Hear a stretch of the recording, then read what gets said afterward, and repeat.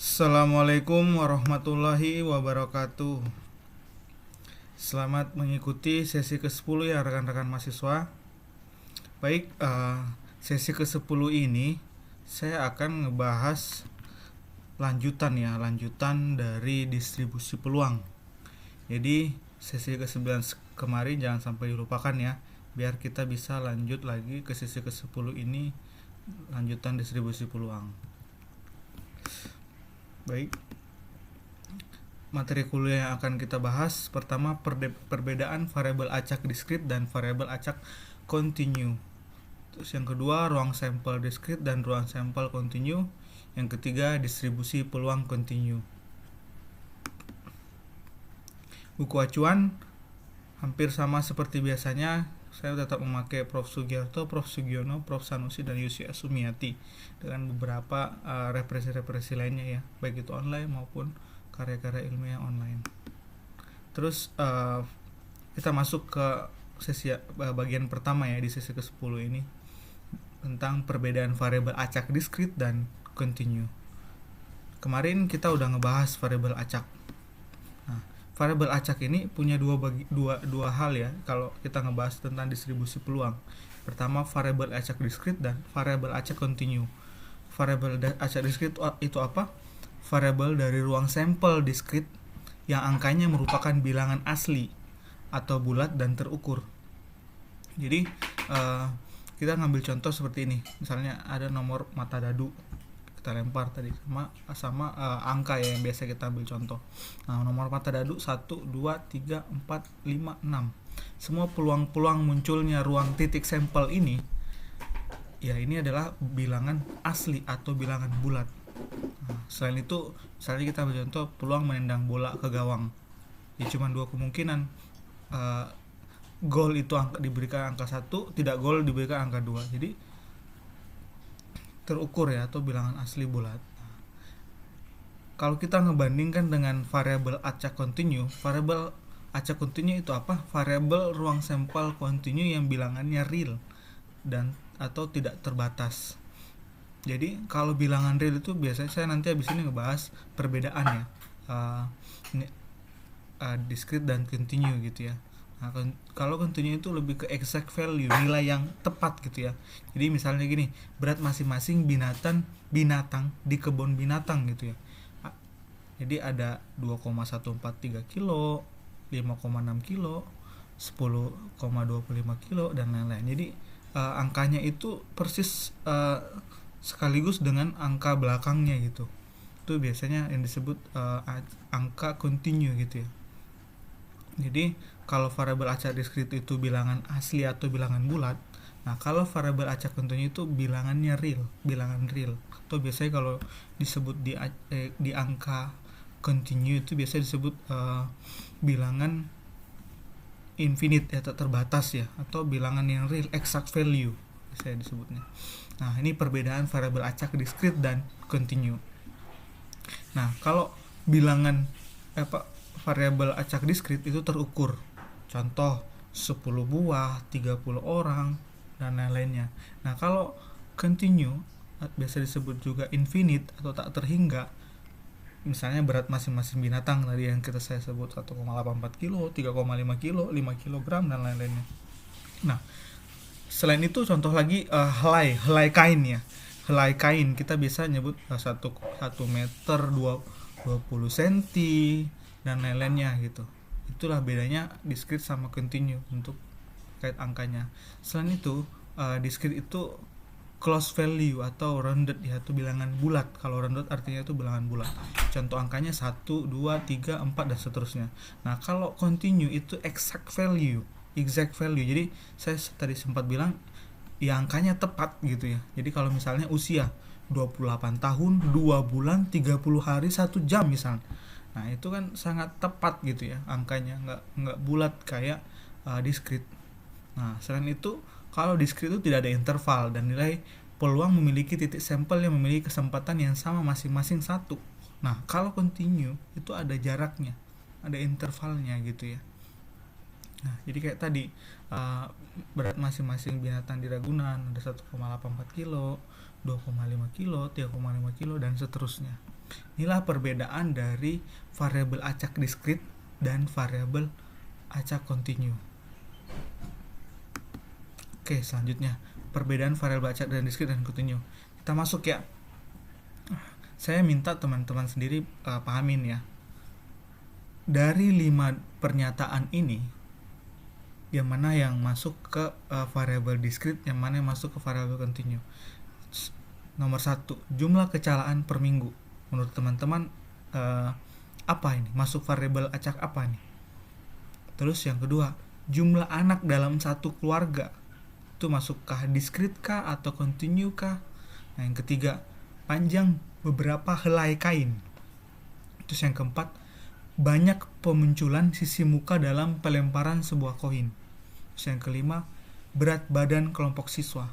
Nah, ini saya akan share jawabannya ya.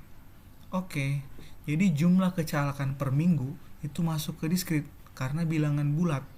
Jadi kecelakaan per minggu di tol Becakayu misalnya, ya ada 1, ada 3, ada 4, nggak mungkin ada 1,5 kan.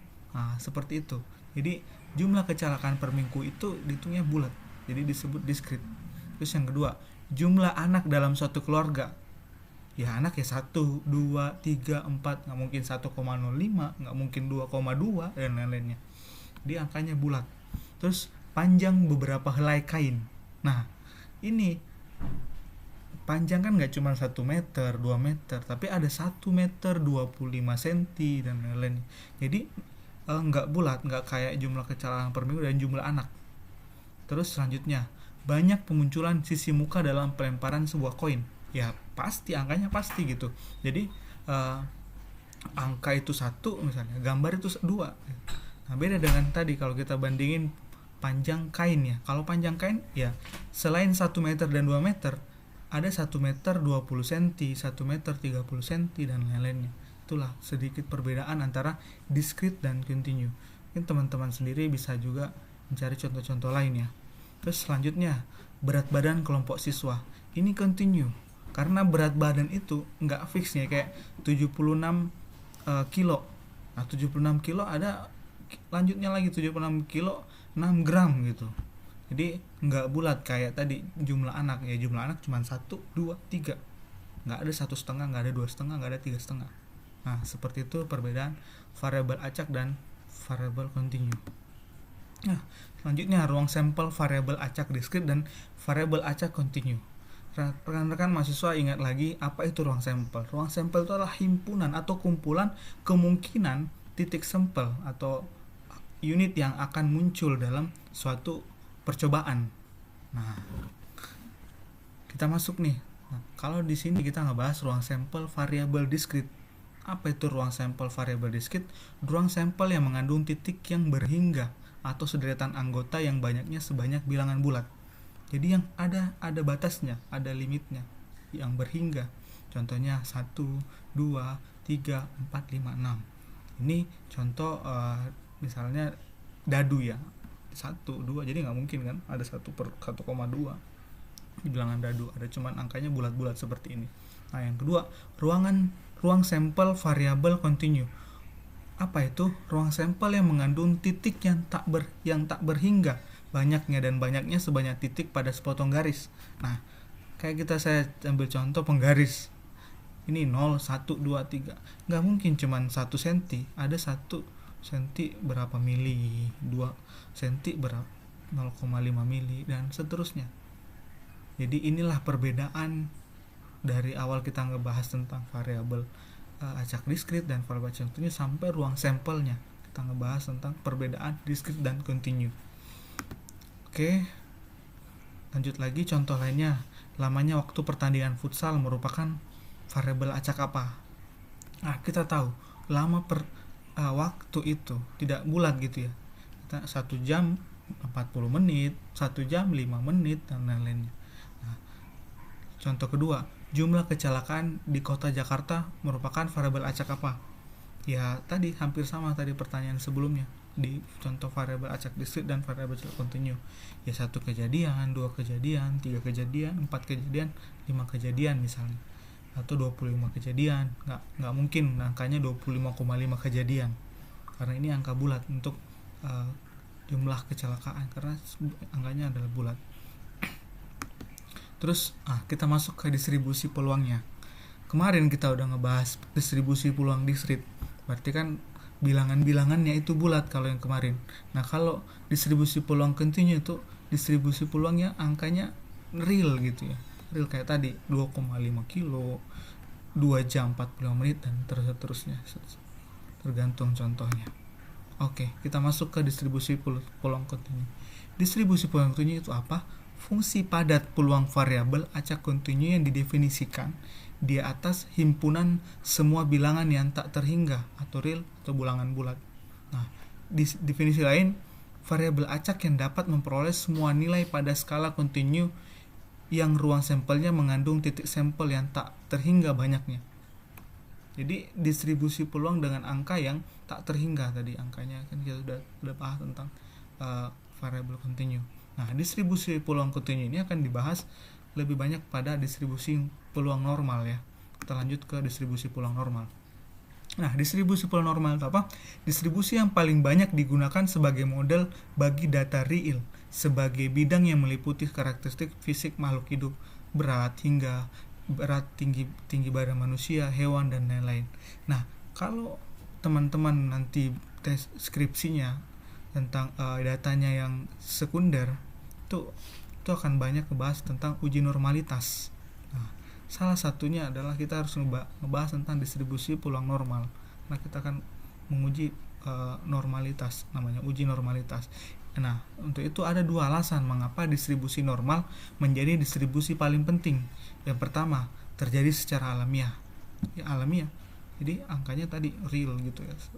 Terus yang kedua, banyak hasil dan teknis analisis yang berguna dalam pekerjaan statistik hanya bisa berfungsi dengan benar jika model distribusinya normal. Nah, ini menjadi salah satu syarat kelayakan data penelitian parametrik. Ayo, rekan-rekan mahasiswa dipelajarin lagi apa itu parametrik dan non-parametrik. Nah, umumnya parametrik itu untuk data yang lebih dari 30. Jadi ini akan diuji kelayakan datanya. Nah, salah satu pengujian kelayakan data adalah uji normalitas yang kita pelajari saat ini. Oke, lanjut. Nah, karakteristik distribusi peluang normal. Yang pertama, kurva distribusi normal hanya mempunyai satu puncak atau unimodal dalam bentuk lonceng. Kayak ini ya, yang saya perlihatkan di gambar slide ini. Yang kedua, nilai rata-rata tepat berada pada pusat atau tengah ya, tengah kurva. Yang ketiga, kurva distribusi normal adalah simetris sehingga nilai rata-rata sama dengan median, sama dengan modus. Nah, ini ya. Di sini di slide-nya sudah saya lihatkan median, rata-rata sama modus. Rata-rata, median, modus sama. Akan membentuk kurva dalam bentuk lonceng ya. Itu biasa disebut unimodal. Jadi kurang lebih ini rekan-rekan mahasiswa terkait materi yang lanjutan distribusi peluang. Jadi kita ngebahas awalnya distribusi peluang discrete, terus lanjut distribusi peluang continue. Nanti rekan-rekan mahasiswa bisa lanjut juga baca-baca referensi lain dari saya. Selanjutnya juga akan membahas soal-soal yang saya akan berikan. Terima kasih untuk sesi ke-10 ini. Semoga rekan-rekan mahasiswa lebih memahami lagi tentang distribusi peluang dan berguna nantinya untuk skripsi. Billahi fisabilillah, fastabiqul khairat. Assalamualaikum warahmatullahi wabarakatuh.